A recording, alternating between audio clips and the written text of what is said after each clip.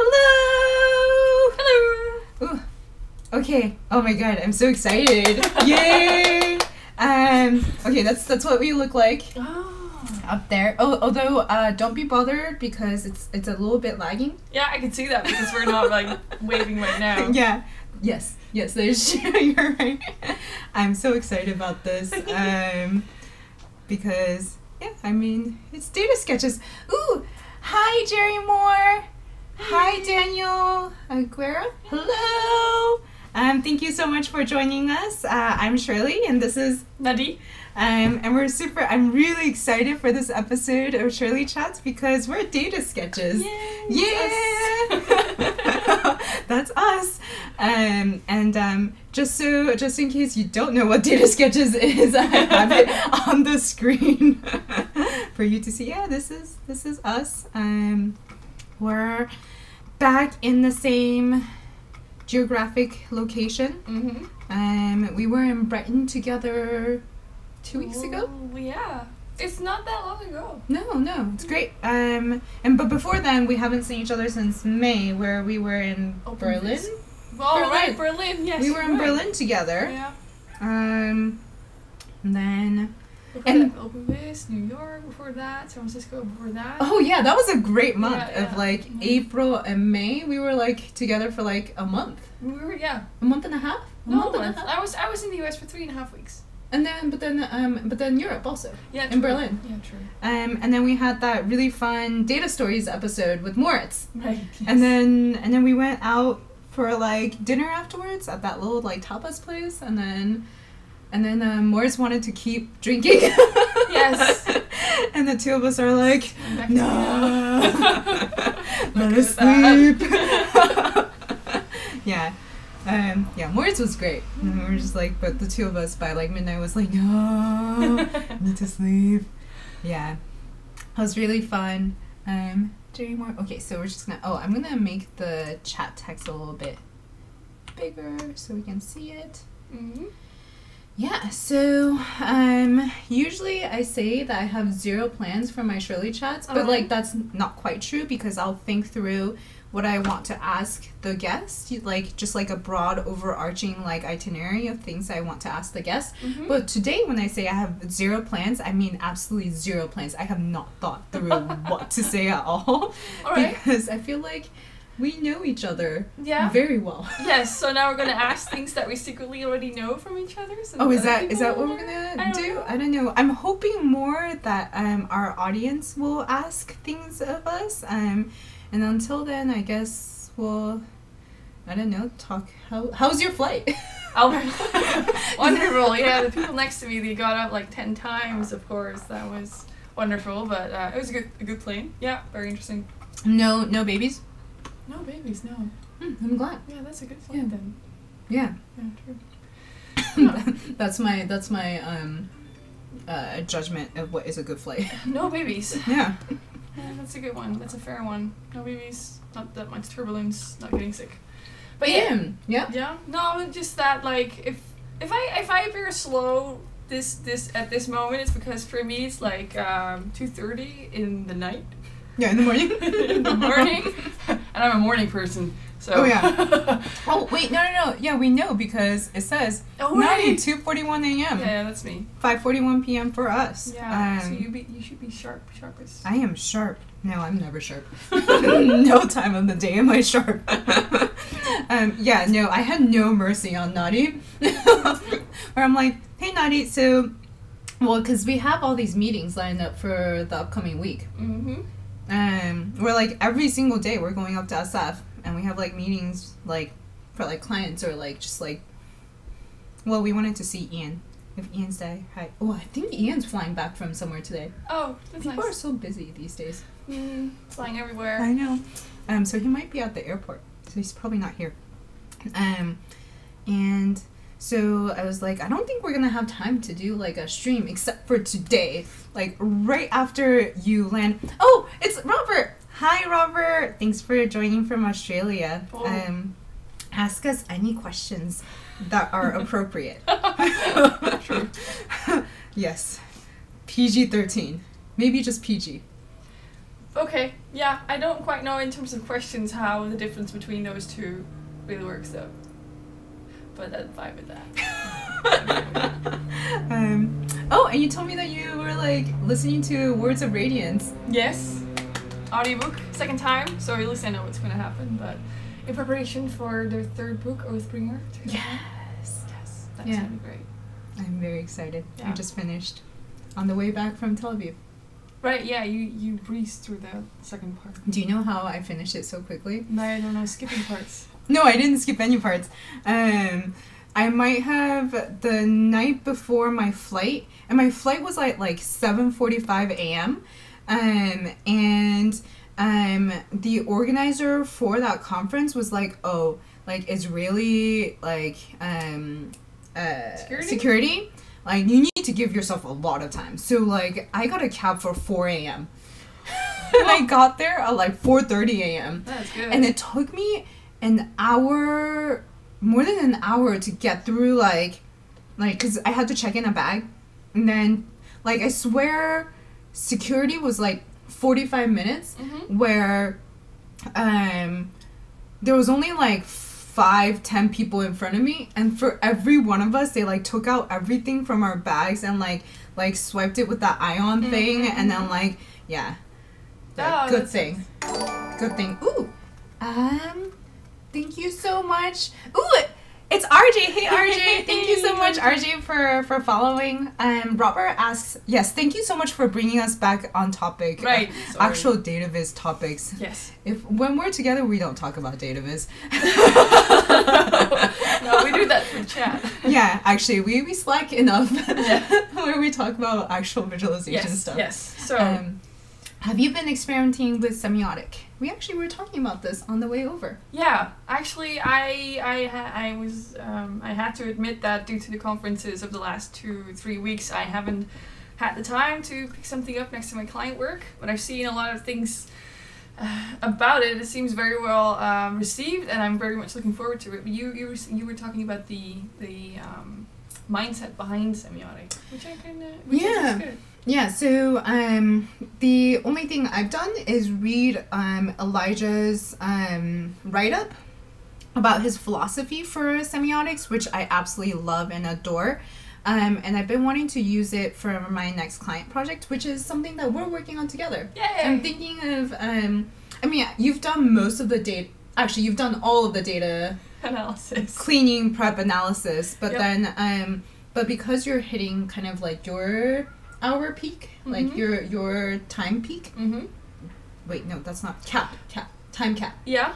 I was thinking if we need to do any more data exploration, then maybe we could try it with semiotic, because the whole point of semiotic is quick prototyping, quick experimentation with different visualization forms with the stakeholder. So that's what I had in mind, if you're okay with it. Sure, yeah, definitely. It would be fun, which means actually we should probably look into it tonight. Before tomorrow when we meet the client. Yes, that would be good. Maybe you can talk to the client while like I'm in like the corner huddled trying to set it up. I can talk them through data analysis again. It's like, yeah. Pretty excited, really excited for that project. Big hope project. it goes well. Yeah, should come out somewhere mid-November. Mid-November? Yeah. Doing it together. Yeah. It's our first same code base project. It's gonna be something. Although we are sort of, it's if you look at data sketches, it still says May and currently in the works.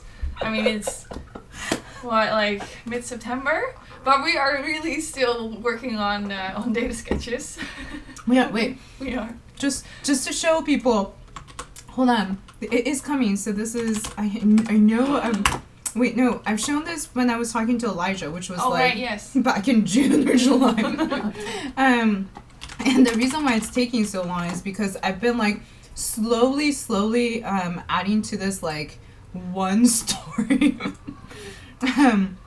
That's my analysis. So this is my community DataViz thing. This was April. And it's basically all of the survey responses from the community survey that Elijah put out. And then I've been slowly writing this blog post. And I was telling Nadieh on the drive over. Sorry, what? I haven't seen this yet. Yeah, no, I actually should send it to you. Where I'm only lacking a conclusion, and it's been in this state for the last few weeks. And I haven't. As soon as I finish that conclusion, I will publish it, and I plan to publish it early this week in preparation for UnConf. Nice. And then we can finally put this part yes as filled, and we're working on this now. Yeah, can we say something about that? Like, not. Do you want to? Well, more that the way we're working on it. Oh, that'd be fun. I've been wanting to like take a screenshot of our video chats and be like, Avengers assemble. Yeah. So the thing is that typically we do these months separately. We have the same topic and we give each other lots of feedback. But for this one, we had a guest, and that guest had just such a cool data set and topic that that Shirley just made it happen that we're all working on it together. So we're making one big thing. RJ! Oh. Wait, so I was gonna say there's 4 of us. 4 of us. Working on May, hopefully bringing you something freaking beautifully amazing. Indeed. But that's not our responsibility. That's RJ's responsibility to make it brilliant, amazing, beautiful. We're just the code monkeys. Yeah. I mean, if it sucks, it's on him. If it's good, it's on us. You know, that's a good thing. No, if it's great, it's on RJ. Yeah, if it sucks, it's also on RJ. The responsibility of the leader. No. And we're just like, well, we'll just code things for you.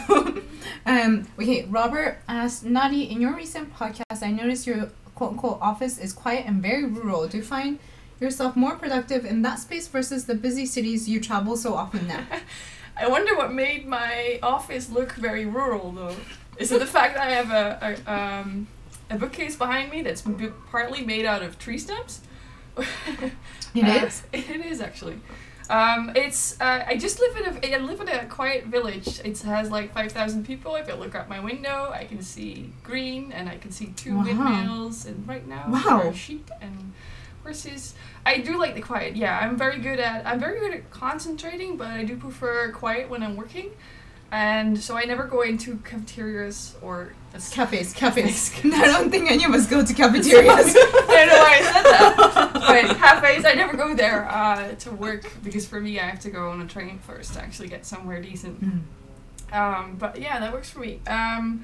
And in the busy cities, to be honest, I mean, if I can also work really well in a hotel lobby, but I just. It's more the bigger screen that really does it for me. So at home I have like a 34-inch thingy. Oh my god! Wait, this is I think 27. Yeah. I have a Thunderbolt. Yeah, so it's a bit bigger than this one. So I can put the screens next to each other, and I really like that. Oh, that's nice. Yeah. That's really nice for like when you have a lot of windows for like when you're doing data cleaning. Yeah, so I have like 2/3 of the screen is my my Chrome, where part of it is the thing, part of it is the dev tools, and then next to it I have my visual code. That's exactly my setup. Yeah, with a live surfer, so I save and it immediately reloads. Yeah, that's exactly my setup. Yeah, it works really well. Yeah. Robert says we don't have cows in the city. Yes, thank you, Robert. Your loss. Jerry Moore asked, do you think AI computers could replace humans creating data-generated art? If yes, does that scare you a little bit? I haven't really thought about it much. No. That always reminds me of an example. I'm not actually quite sure if it's a good one, but... So there was a test done once with Mondrian, the painter, the Mondrian, with the lines and the very bright red and yellow. Oh, I know what you're talking about. Blue and black. Spell it. MONDRI. Yeah, that one. Yeah.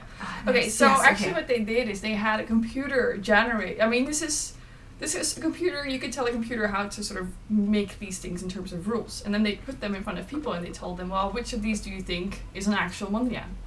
And they were picking the actual ones way more often than like we should be expected from random chance. So there is something in there that Mondrian knew, like there was some aesthetic beauty that the human placed in it that the computer was unable to find. Oh, that is such a great answer.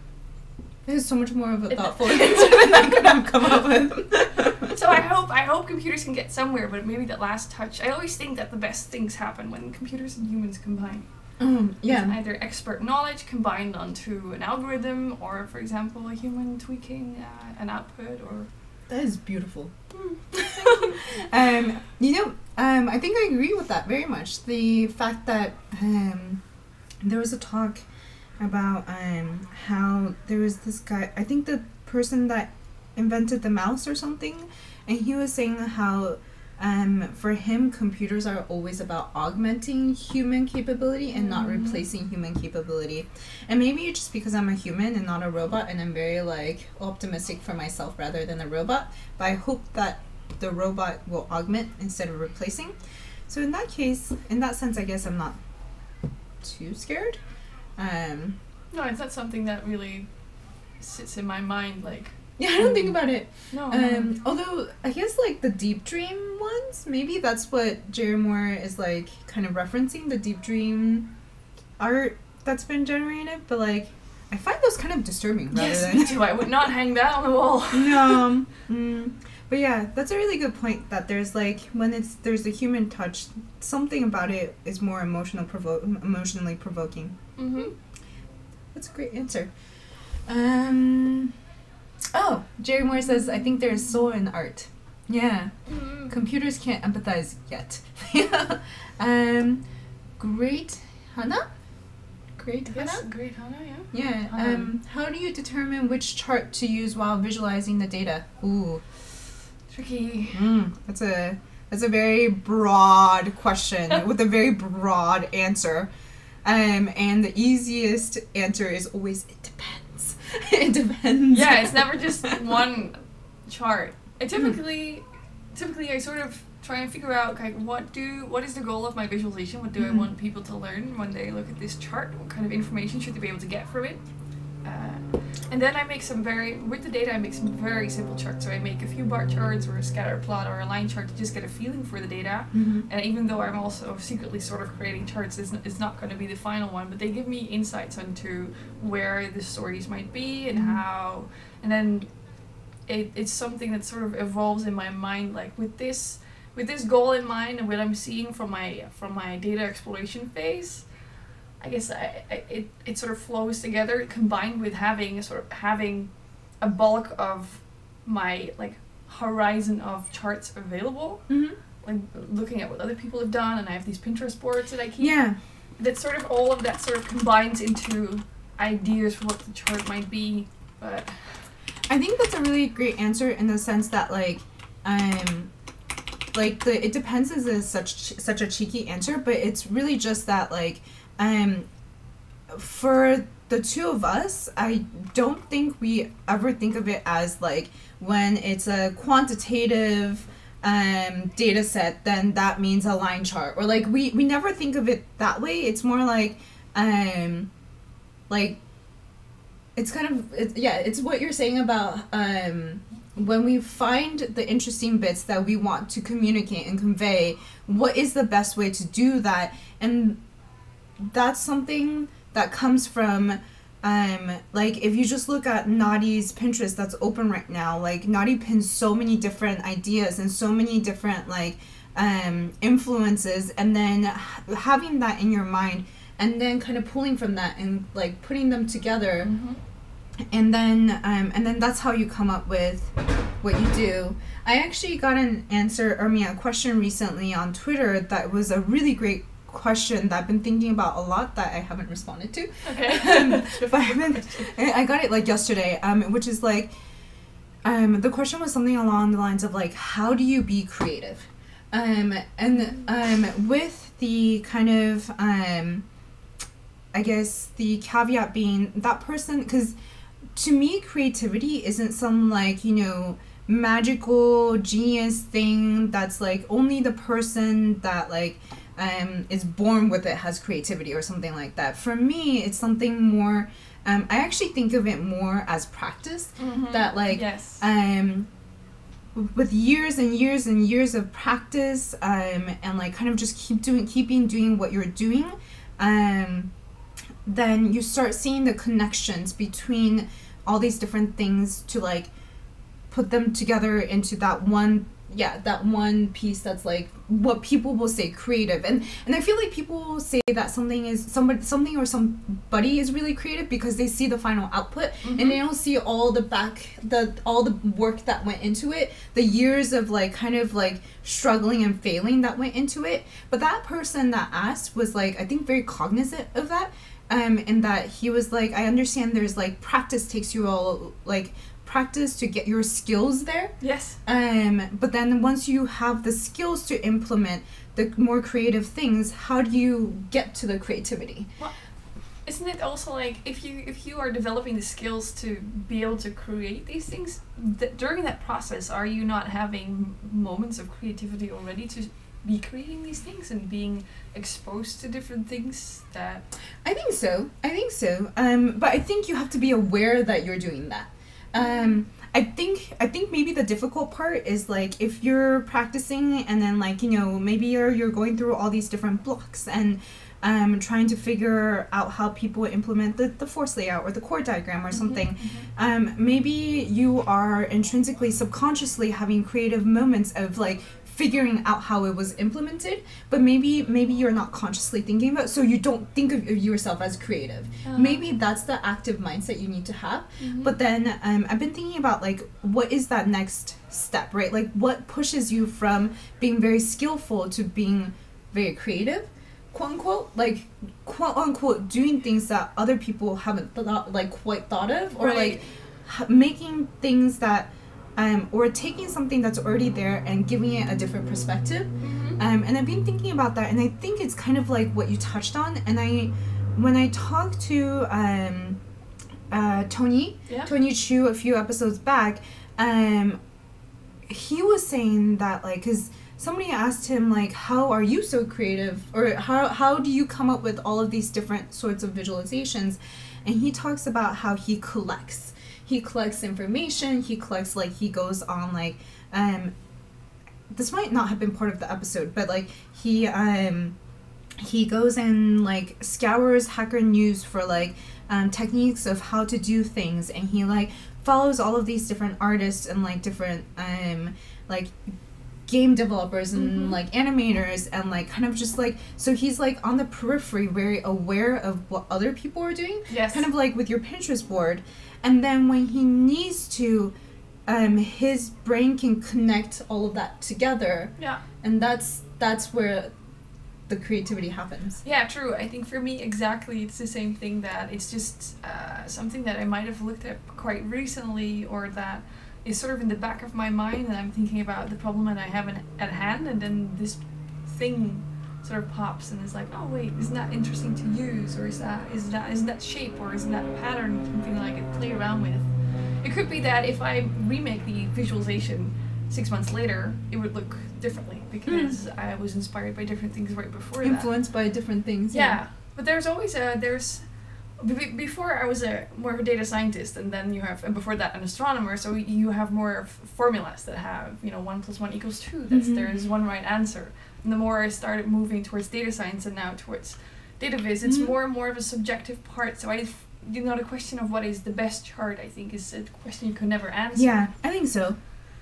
So there are always, I mean, even if you make a different visualization, I guess it's not necessarily better or worse, it's just different, as long as it teaches people the main point of the chart. I agree, and I think that's one of the things that really drives data sketches for us, because like we didn't set out to do data sketches to find the right chart or find the right visualization, and we knew that like or at least I know that like my projects could be hit or miss. Like some months like a lot of people are like, oh, that is like, that conveys like, I think for me success is when the visualization conveys the ideas that I wanted to, and sometimes it does, and sometimes like it's really off. It's completely off.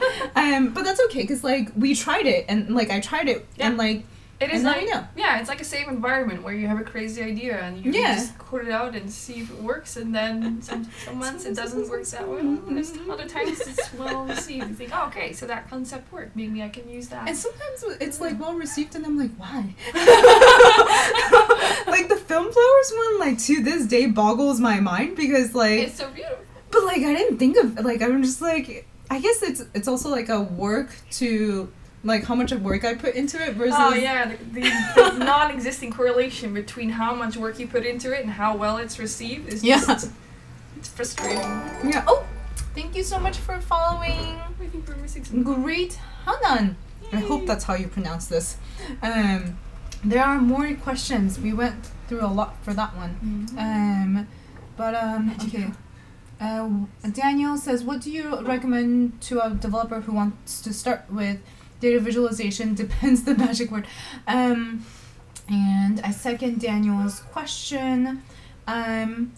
So I have a promotional answer, which is that from a developer perspective, especially if you are a web developer and if you're if you're really comfortable with JavaScript, this is such a self-promotional. I have a D3 course that I've been kind of like pushing. Thank you so much. Oh, Andy, sorry, 01. You actually helped moderate my front end master's course, so thank you so much, Andy 01. Sorry, don't know how to pronounce it. But yeah, so I have a course on front end masters, intro to D3 with V4, and so this one is basically the way that I laid this out is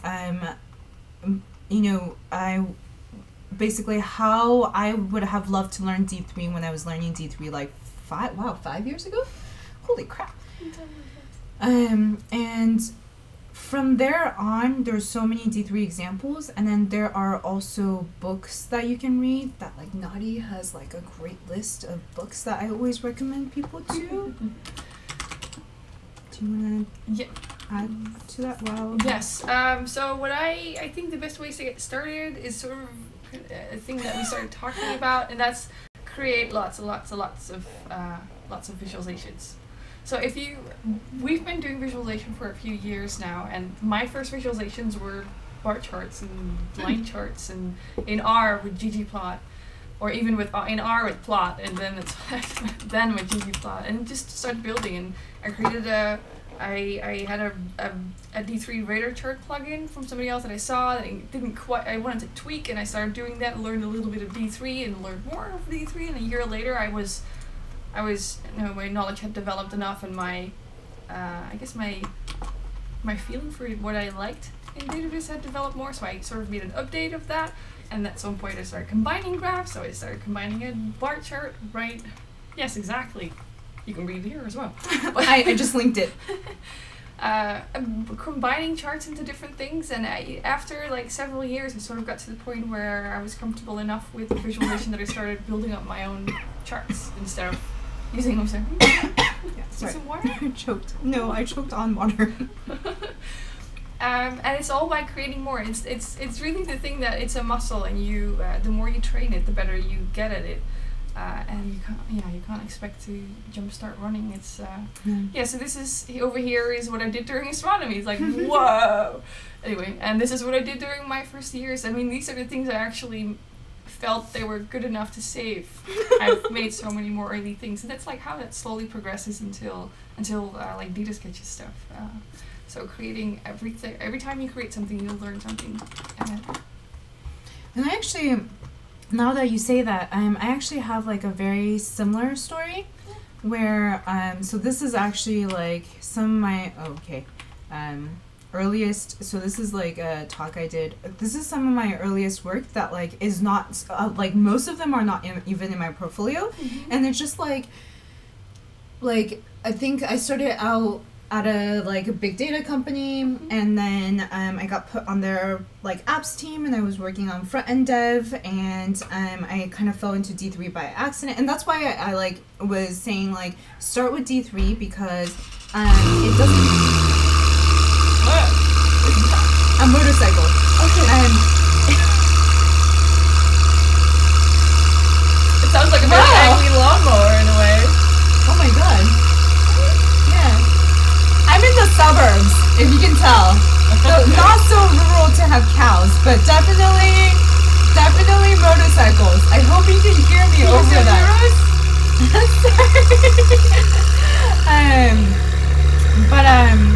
What was I even saying? You were talking about that this is not necessarily your portfolio.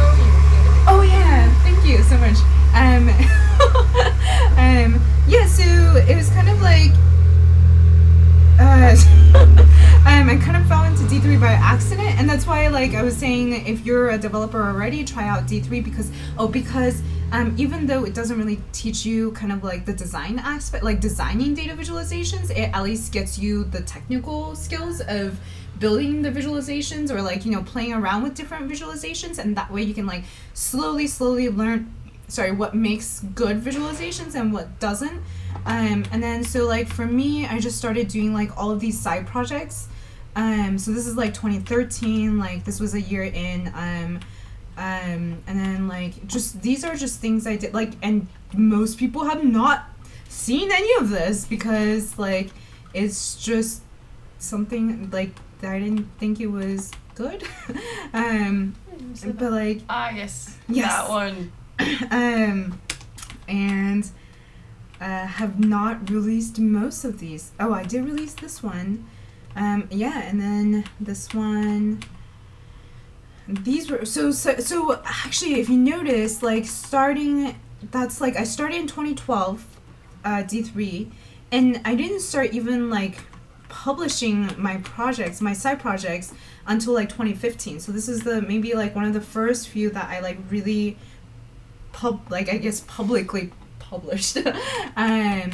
And this one is still in the works. This one I published, and then this is Tweety, and so this was 2015. So there was like a good 3 years that I was just doing things by myself and like didn't feel like they were worth like anybody's attention, but like just playing with them. Yeah, I don't think you necessarily need D3, but I think you need a tool that lets you, that is more than just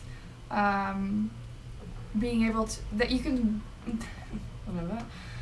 that you're not confined by checkboxes and options in a way. It's not something, it's something where you can combine things together. It can be D3, but it can also be R or Python or I guess that's fair. That's really good. Yeah, so that it's not something where you can either say I want it to be with stroke or without stroke, and it's like you can't say I want it with a dotted stroke. That's not possible, because that's not what the tool has in itself. I guess if you want to go really towards data visualization and not use it as merely like exploration of your data, but really make it the final thing as well, I think it's best to have or get familiar with a tool that lets you go beyond, where it's more of your own knowledge that is limiting you, maybe either technical or fair. Just knowing what's out there. Oh, the books.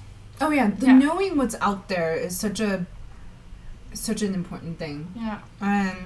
And so in that aspect, I think following people and following people's works is really good, so that you can see what's possible, and like work towards that.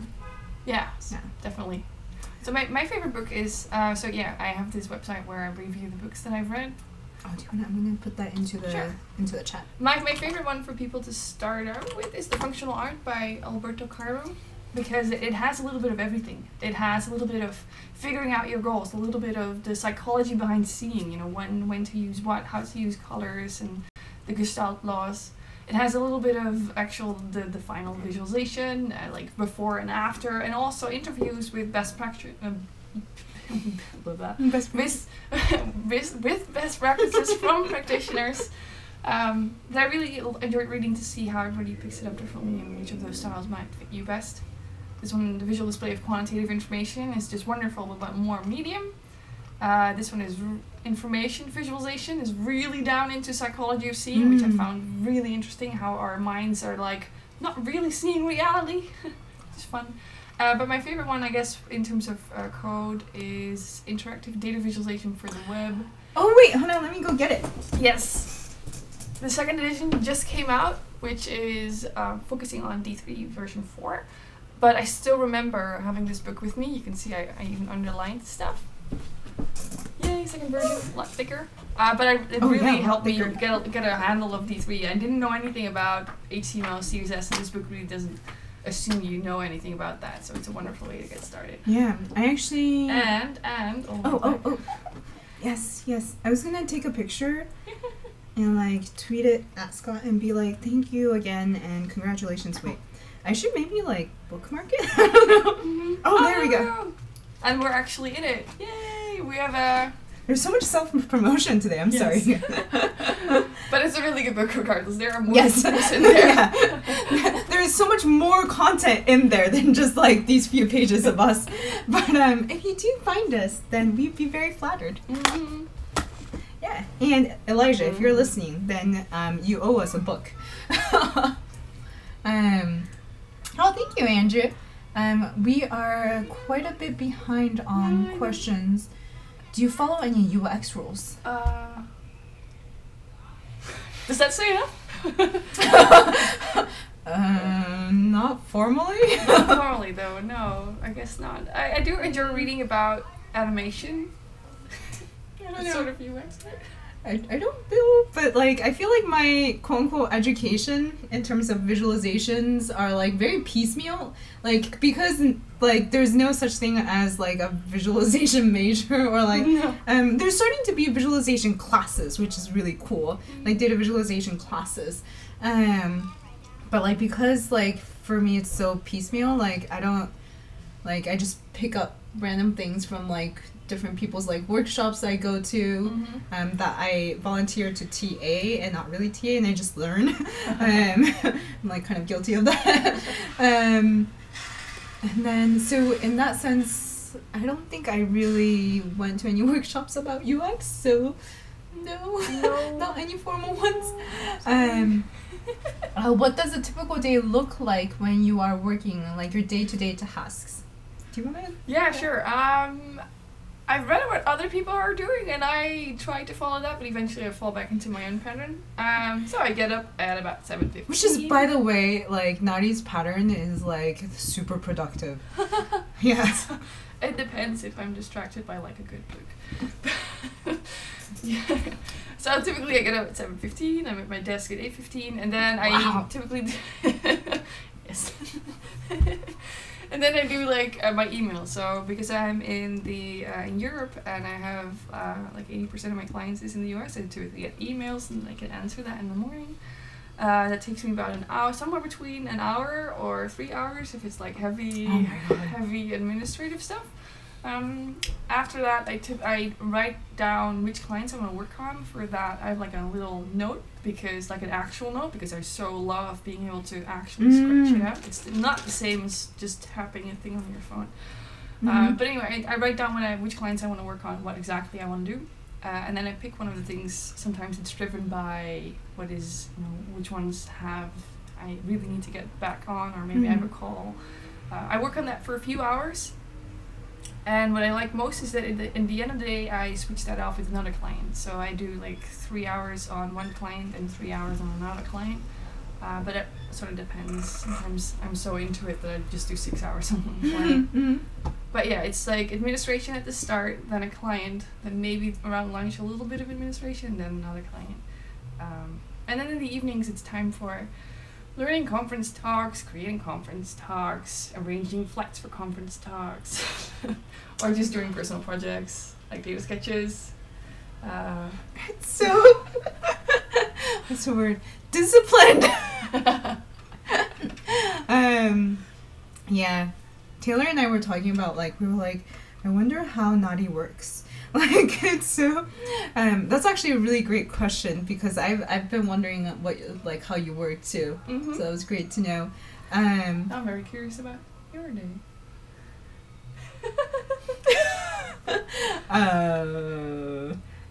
Okay, so you told me you were going to get up at 6:30. No. That was because of the jet lag. Okay, so my schedule has been like a little bit like weird because I just got back, and then like I've been like adjusting, but usually I wake up around 9 or 9:30 a.m. And then I kind of like wave my hand, like arms around for a little bit. Like I do like this for a little bit until like maybe 10:30 or so. Like I get ready for the day and stuff. Or I don't know what I do. But around 10:30 I start working. And sometimes I have like client meetings. And then I actually don't do like a day, like a breakdown of a day. It's more like I kind of just think through like most often in the shower I kind of think through what I need to do for the upcoming days, and then I'll just do it for the day. So it's less about like what do I do during the day as like, so maybe in a week, like I usually try to make my either my Fridays or my Mondays as like my admin day, where I like answer all my emails. I do like my finances, and I do like my I don't know, whatever else takes up so much of like time of like running your own business. I don't know, like I don't even know what I'm doing that takes so long. Me too. Yeah. But like I don't even know why invoicing takes me so long. And like, but and then I'm like much more freeform. I just kind of like work when I work, and then that works too. I mean, I work when different people with different kinds of things that work for us. But I have to say that I've been working less in the last few months. As I like, so you know that like my fall last year and my fall and winter last year, I was like working around the clock, like from when I woke up all the way till when I went to sleep. And I go to sleep at like midnight, 1 a.m., 2 a.m. And then like my breaks were like lunch and dinner. And then I was like, and then I was working most weekends also. And that was just because of all the client projects and data sketch projects. And then I was pretty similar during the springtime, so earlier this year, for like a different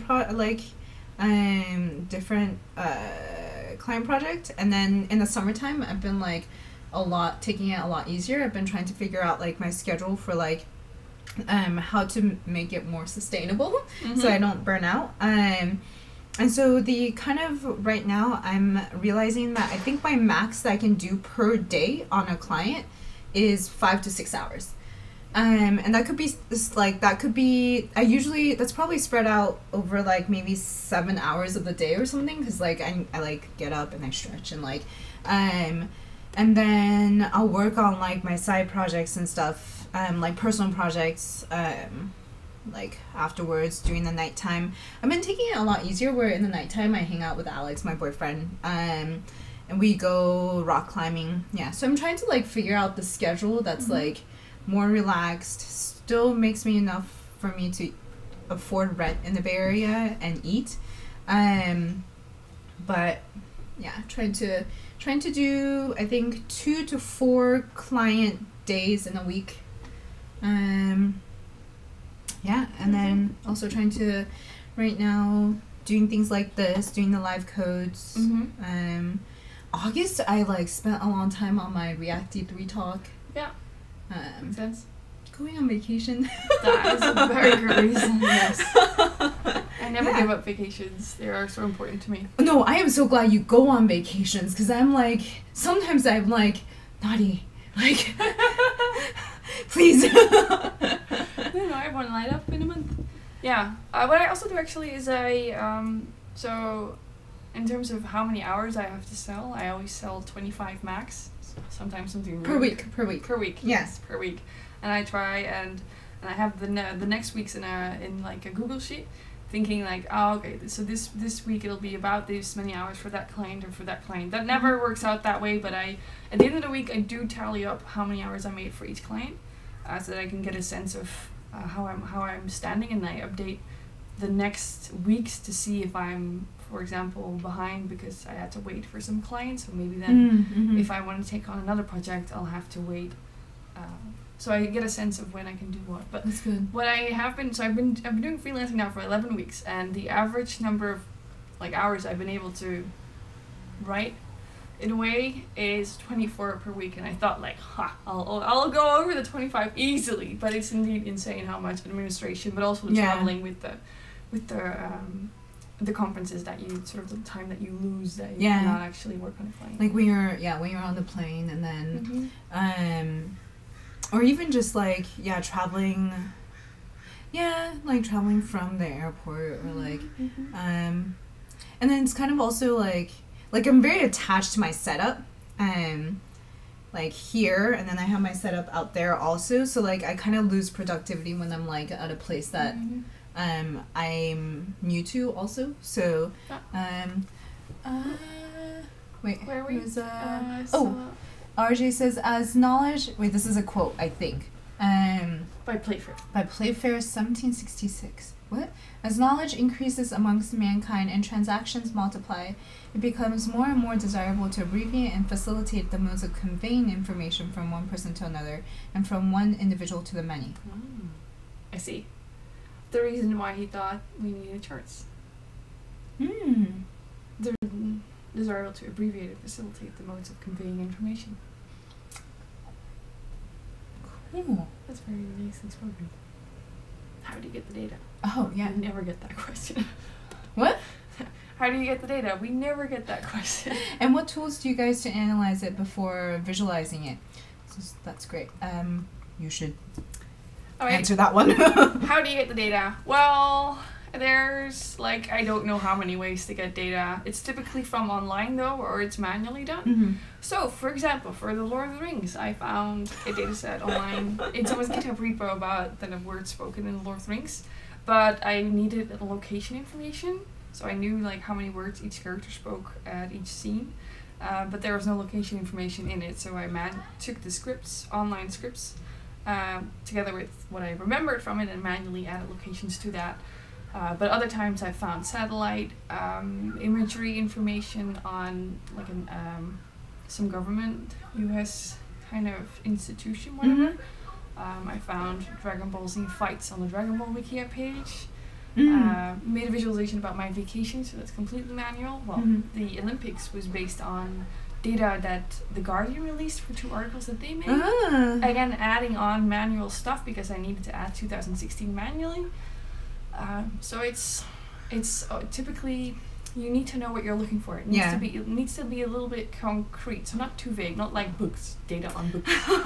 But you need something specific. I wanted like titles of the best-selling fantasy books, for example, and then you have something more concrete to look at and be guided by whatever you can find on Google.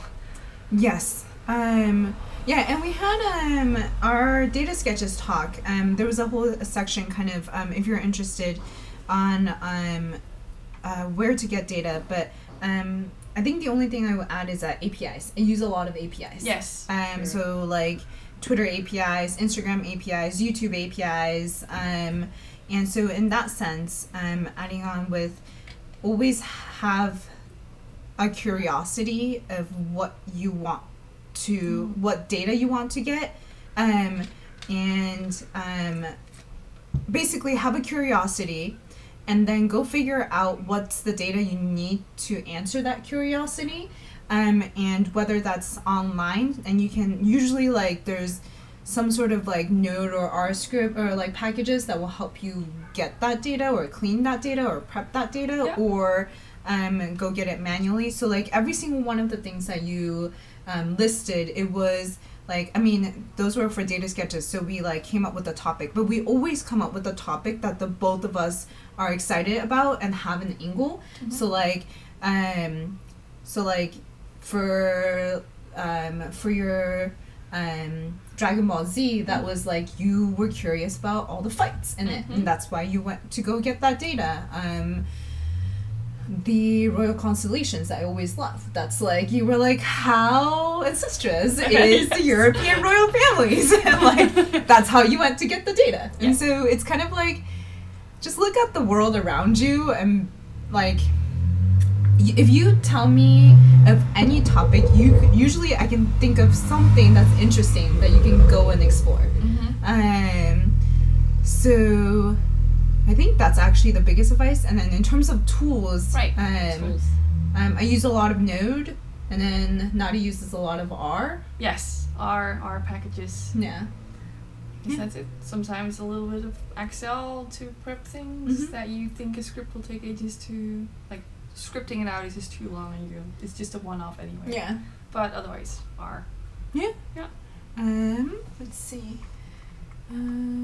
Thanks, Robert, for invoicing. I actually use this thing called Wave Apps for invoicing. And it's not actually that, like, the software is bad. It's just, for some reason, I just take a while just thinking through things. And I have no idea. I just take a while for things.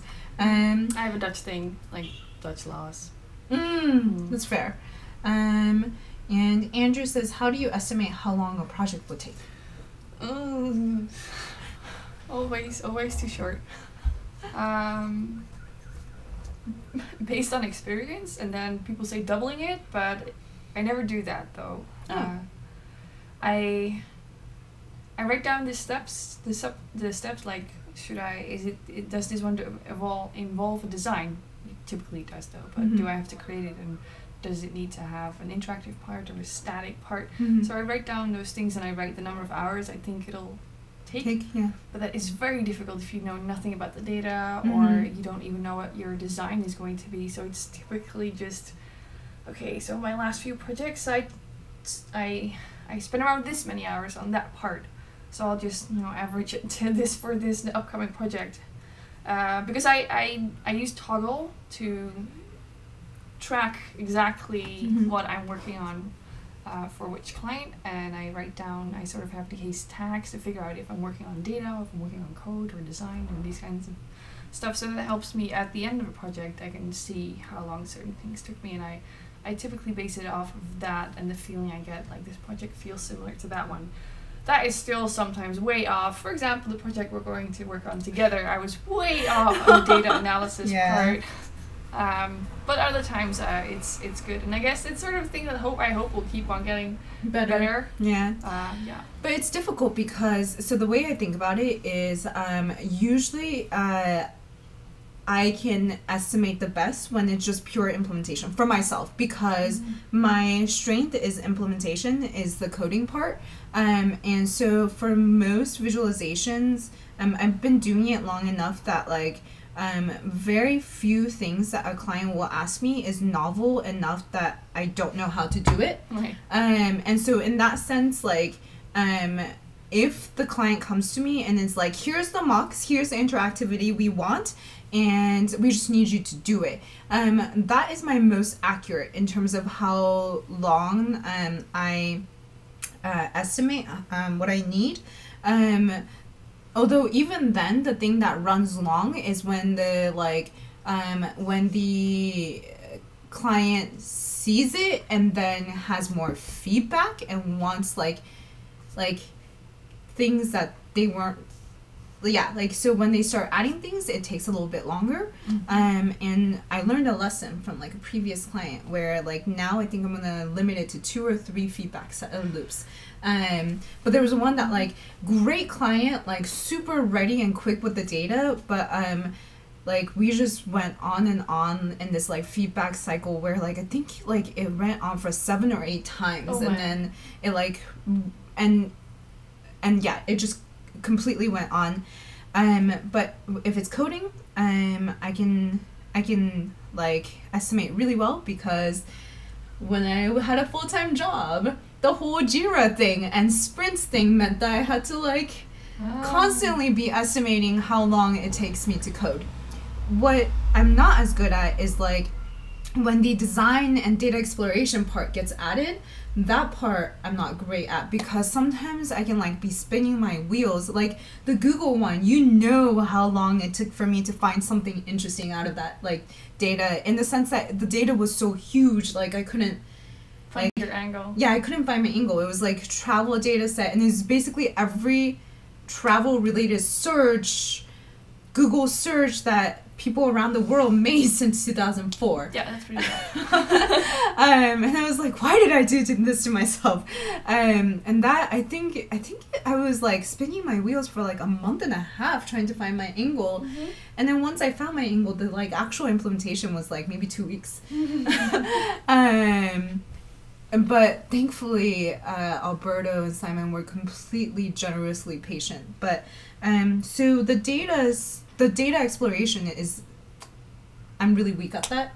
I'm trying to get better. Yeah, so answer is I'm not that great at time estimations. Although nowadays I'm trying to go more towards the like, I'm trying to experiment with this approach where it's more like, if it's a client that's coming to me with like a data set saying, hey, can you build me like a, you know, kind of similar to what I did for Hamilton, like, can you build me a story or something, like, can you build me an interactive with a story surrounding it, or like, where if they don't have in mind a specific, you know, like if they don't have a design in mind, I'm starting to try and think of it as like, how much time do you want to buy? Like, how much of my time do you want to buy? And that will determine how complicated or how complex the visualization is. Like, do you want to have my time for the next month? Then, like, and do you want my time for like half of the week or the full week? Yes.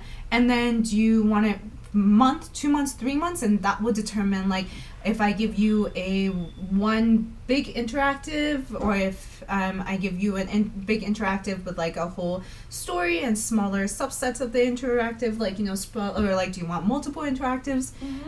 So that's the kind of thing that I'm going to start experimenting with. Yes. Yeah. Yeah, but even though I am not good at estimating it, I do give a very broad ballpark idea to my possible clients very early on, just to give them like, is it, you know, where is it going to be? Because some of them, they think they like an order too low. They think it can be done within 2 hours or something. Oh God. But at least they know it's like, oh, okay, and then you don't have to spend any more information with them, or if they think, oh, that's fine, it's like, oh shit, I could have asked more, of course. But never. Is that I try and ask for project prices and not hourly prices. Yeah. I feel like with a project price, then you're both on the same level. At least, if it's an hourly price, I feel so. I feel each hour so much. Yeah.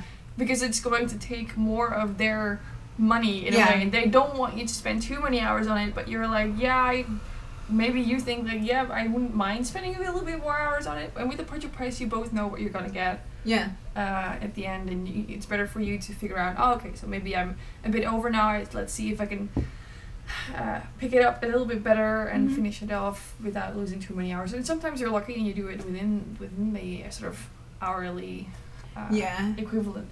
Yeah. And... Actually, no, that was great. I have nothing to add. Any more questions? Let's see. Robert gave us a journal to help stay on task. Ooh. Productivity planner. Oh, wait. Is this like the bullet journaling? It's an actual journal thing. Oh, that's cool. Oh, wow. Inspiring quotes. Oh, is this the same as the bullet journalist person, though? Wait, there's an inspiring... Oh, it says that's inspiring cute. Quotes. And then... Oh, wow. Additional tasks. Yeah, I guess this is great. This is like level up from what I do. Maybe a little bit too much time spent on the actual taking notes of what you're doing. I don't know. Yeah. Might be really great to like be disciplined, though. I don't know. But like worth... I don't know. But, sorry. How much do you think about accessibility in your designs? Not that much, to be honest. I have to say, I find it difficult. I think about it in terms of adding a good title that gives the conclusion that the visualization is meant to give. But it's the visualizations that we create are based on typically on SVG or maybe Canvas, or maybe it's an image.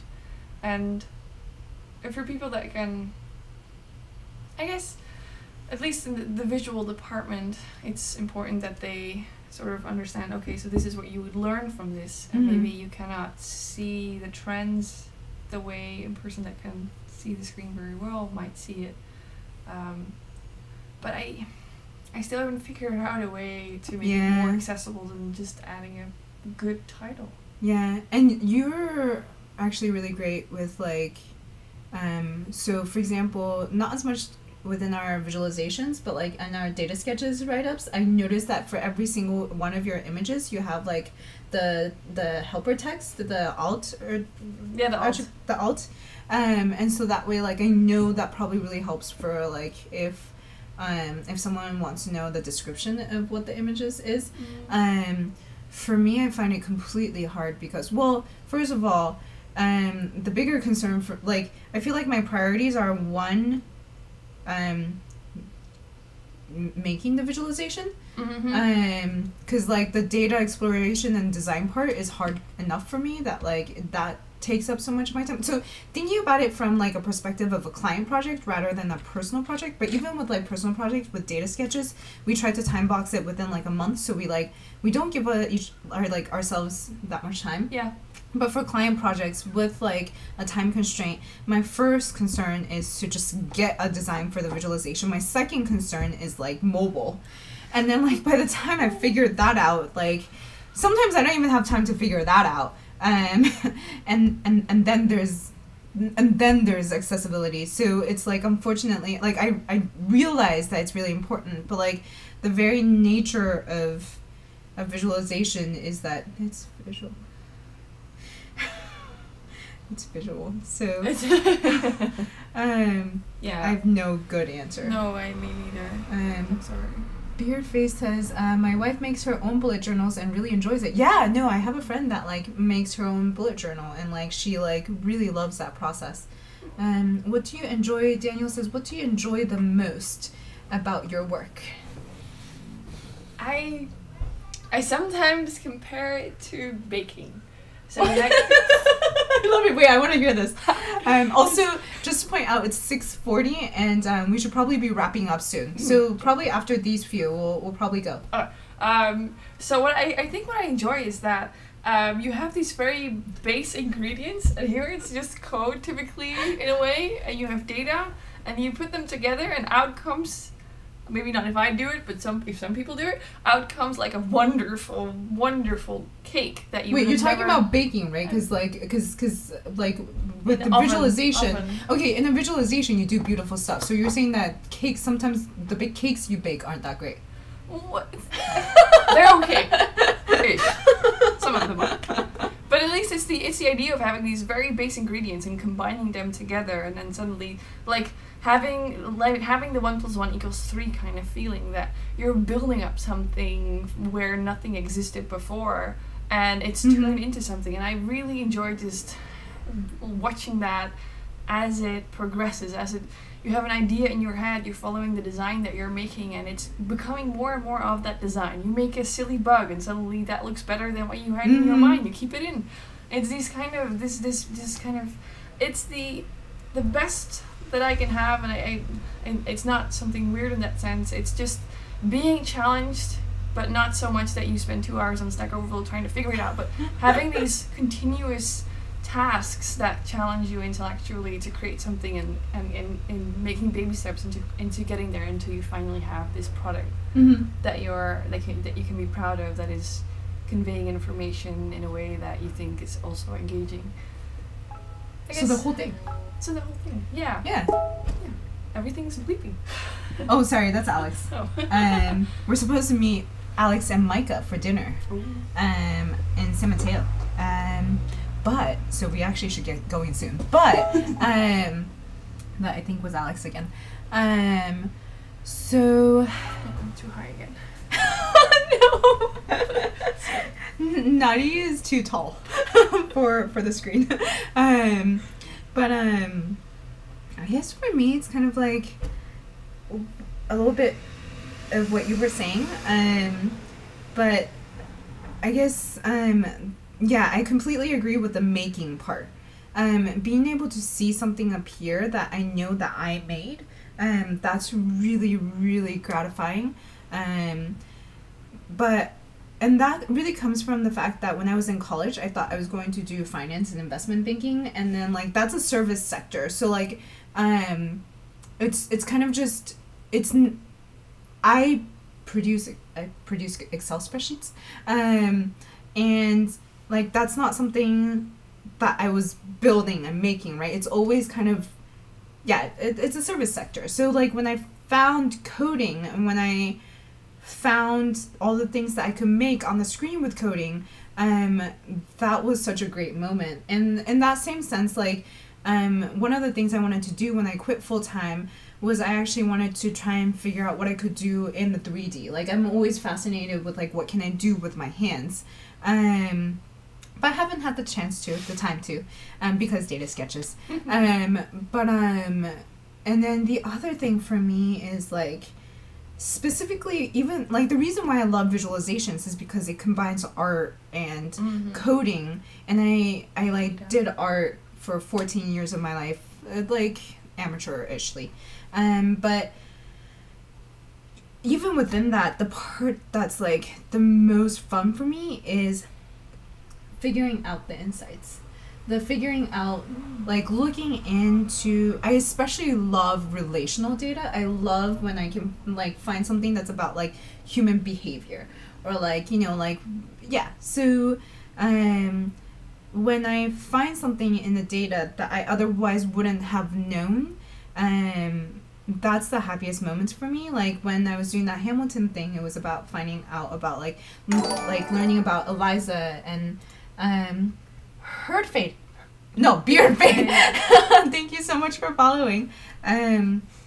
That moment, just every single one of those projects, finding that little something that I didn't know before and trying to highlight that. That's the thing that I'm really happy about.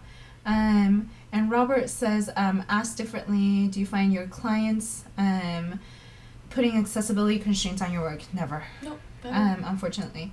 Andy says, accessibility in Maps, Google Maps, and Mapbox is usually poor. I find that creating a list, either visible or I guess that means visible or invisible in HTML can be very, very useful. Also, keyboard navigation can do wonders for your thinking. Oh, good point. I've been really interested in using sounds to create visualizations. That's really cool too. Could you tell us how you find such wonderful colors? I have a Pinterest board. No, it's typically a combination of, I have my go-to color palette, which is sort of like, I call it dark rainbow. Which I typically start off with, but while working with the data, sometimes you get something that works with the data. For example, on the Dragon Ball Z one, most of the characters are associated with a certain color, so you pick that color. I'm now working on a visualization about exoplanets, and well, the stars that they revolve around, they have colors. So I can typically use the star colors. I might not use the actual ones, I might tweak it a little bit to make it visually a little, like, I'll make the red a little bit more red and the orange a little bit more, that pops off the screen a little better. But, you know, typically palettes found in nature are the most beautiful, so I do try and look around and see what colors do flowers combine in a field. I do use Chroma, like Color Scale, the online thing that, but the actual page to make a color, to make a gradient. Color Scale, Chroma. I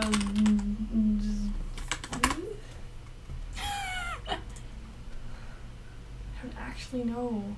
Yes, this one. Oh, cool. Yeah, so you can fill in a few colors and say you have 5 colors or 3 colors in mind, you need 6 in between that. This one can sort of create that for you. I like this a lot. Yeah, actually, I didn't actually know this existed, because I was going to suggest Chroma, and then that page is basically doing for you online what you could do. Like this, it's basically this function in Chroma, and Chroma is absolutely amazing in terms of figuring out like colors for me. And the quick thing, so the Chroma scale is like you put in a few different colors and it figures out like basically it gradient scales it for you. And then last year what I did was I did this thing where I chose a few colors that I really liked, and then I put it through a chroma, and now I just use this, like I just basically pick out of here the few colors I need. I try to like do maximum 7 colors, I think, like 7 distinct colors, and then usually, yeah, it's usually just those few.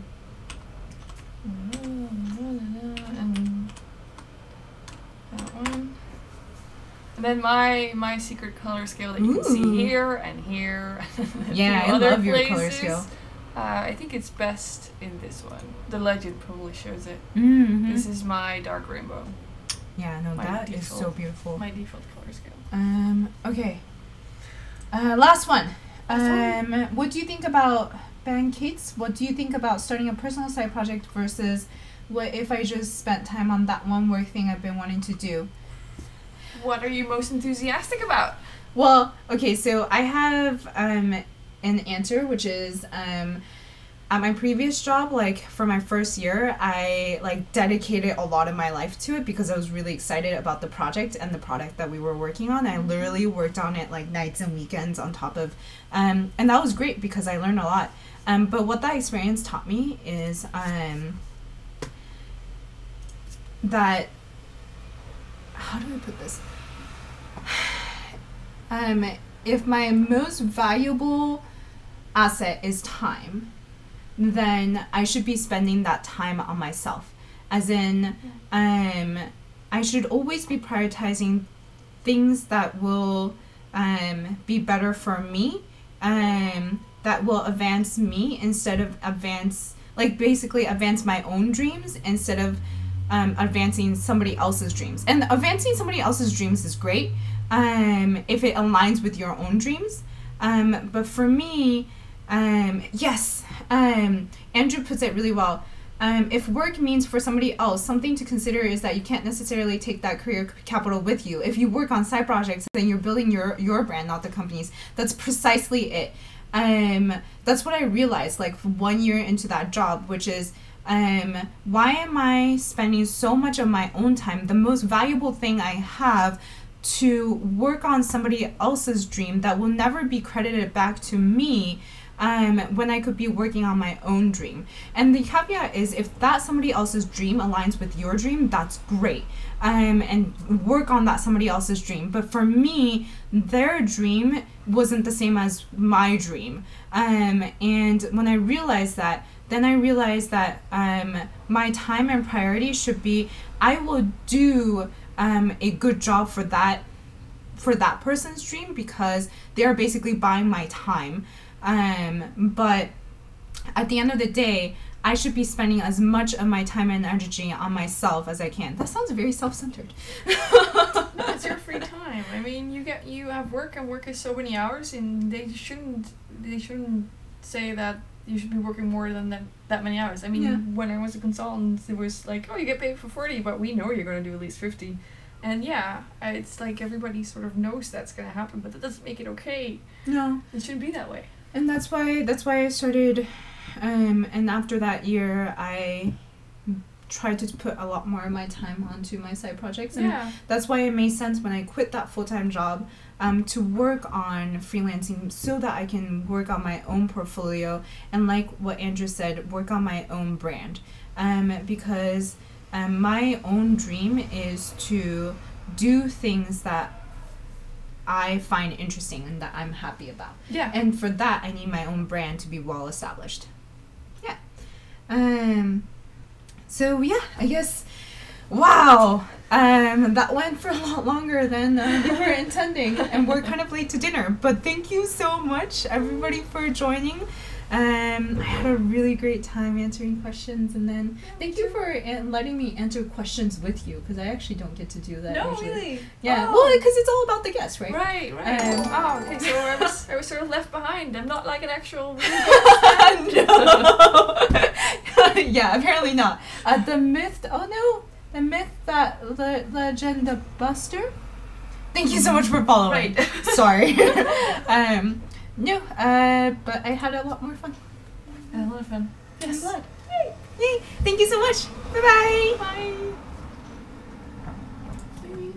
still waving, and then Still there's waving. the thank you, and then. Ah, okay.